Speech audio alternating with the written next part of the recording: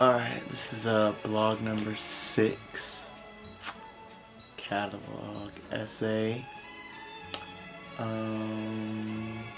Chilling in my slanket. I chill in my slanket. Slanket, slanket, crank it, slanket, chop. Crank it, slanket. That's gonna be my new song. Crank it, slanket. Can you read that? I can't even tell. Does it look backwards to you? It's like thing on my camera is confusing me. Crank it, slank it, crank it, slank it.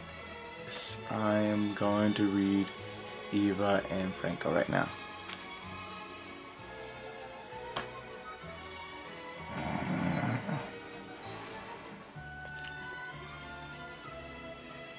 That's not funny, I know, but I really am tired. So the reading is kind of talking about the issue of copywriting, I guess, and I guess what repercussions it has. So when I originally started reading, I was kind of thinking what they did was wrong, how they stole or they copied all the work from the site that was supposed to be password protected. I was thinking like, oh, the artists wanted their work to be seen a certain way, so it should only be seen that way or whatever. It like reminded me of like chefs that want their steak to be eaten a certain way because, you know, it's their, like, they don't want any other version to be associated with their name, you know. They want to say, hey, if it's my kind of steak, you're gonna say it's my steak, then eat it the way I make it, or else it's not really my steak. And that's kind of how I felt about the art.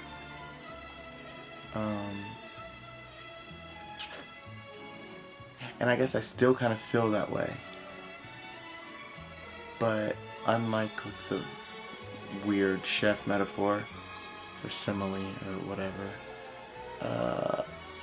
once the steak's gone, it's gone. No bringing that steak back. But with the art, the art is still, you just make a copy on the internet. The original artwork is still there. So there's kind of no harm done. Everyone will know. The artist could still have his work seen the way he wants it to be seen, but by allowing someone to copy it, it can be turned into something totally new. And maybe the artist might feel like, oh, he got cheated because you gave him a starting point, gave someone else a starting point, but honestly, that artist was influenced by something, most likely, and use it as a starting point. Everyone has to use something, usually as a reference point. So just because their reference point is a little more easy to point out doesn't mean that it's any worse or any better. Somewhere in the story it says that the copies are more important than the originals. I agree with that. I never really thought about it, but I'm even thinking like, even with the remixes or like people adding on to original works,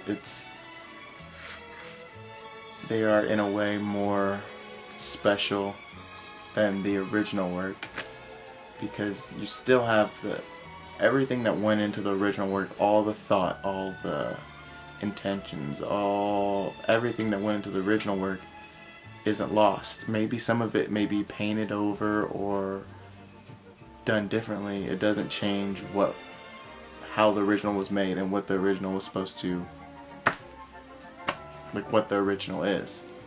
It has everything the original has, and then added another layer of what the remixer, his intentions are, what he wanted to convey, what his feelings were, and it's a whole new work but it has everything that the original had plus more. So now I'm gonna start remixing everything. Now I truly understand why P. Diddy did so many remixes in the 90s. They're just better. Makes sense. The last thing that I liked was there are no geniuses inspired by a muse, only a huge, endless exchange of information.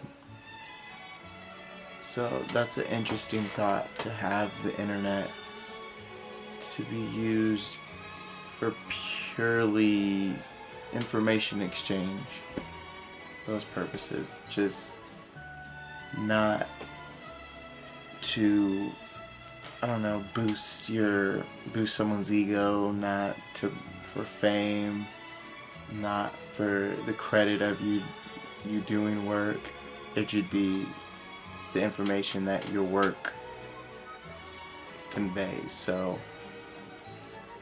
whether or not someone gives you credit for that work, as long as people see your work and are moved by it, that's what's the important part.